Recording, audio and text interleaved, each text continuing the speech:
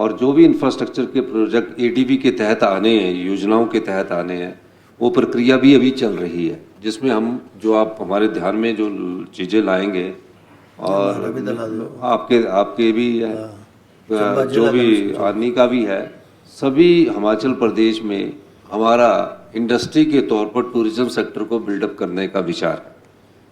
इसलिए हम टूरिज्म पर ज़्यादा थ्रस्ट कर रहे हैं।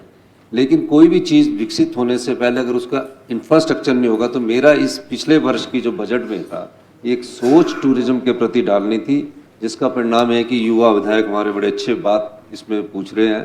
और निश्चित तौर पर गगरेट में कोई ऐसा स्थान होगा जहां आप कोई टूरिज्म सेक्टर में हम डेवलप कर सकते होंगे, तो उस विषय पर भविष्य में विचार किया जा सकता है।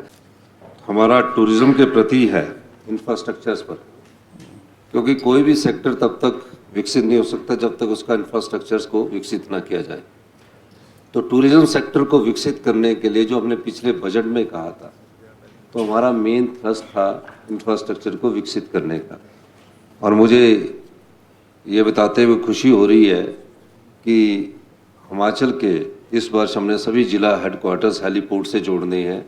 4 हेलीपोर्ट्स को, चाहे उसमें रक्कड़ धर्मशाला का है, पालमपुर का हमारा हेलीपोर्ट है, चंबा का हेलीपोर्ट है और रिकांगपिओ का हेलीपोर्ट है।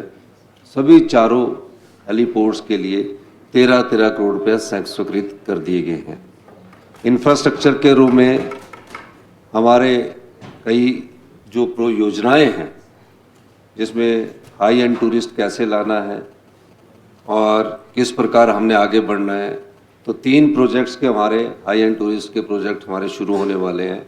एक नदौन में शुरू हुआ है और एक ओहर में हमारा वेस्ट साइड एमिनिटीज़ का बहुत बड़ा प्रोजेक्ट, जिसका कि अभी टेंडर हो चुका है, उसमें काम हम आगे बढ़ चुके हैं। और 2-3 योजनाएं इस वर्ष कांगड़ा के संबंधित आने वाली हैं कि ऊल हट परियोजना का कार्य कब तक पूरा किया जाएगा। इसका कार्य काफ़ी सालों से पड़ रहा है और सबसे महंगी बिजली अगर कहीं बन रही है तो ऊल परियोजना की बन रही।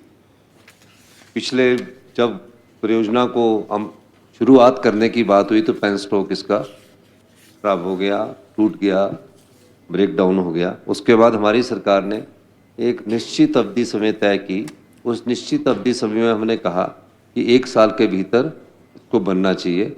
और मैं आपको इस सदन में जानकारी देना चाह रहा हूँ कि हमारा इस मार्च तक उसको पूरा कंप्लीट, 100 मेगावाट की जो ऊल 3 है, उस मार्च तक कोशिश है कि हम उसको कंप्लीट करें। 2-3 महीने और लग सकते हैं बढ़ने को, और हमारा प्रयास है कि इस वर्ष में शुरू कर दिया जाए। ये बिजली की परियोजनाएं हैं, ये समय लेती है। हम इसे टारगेट करके चलते तो कोई ना कोई समस्या, चाहे लोकल की आ जाती है या कोई एफसीए की आ जाती है, एफआरए की आती है।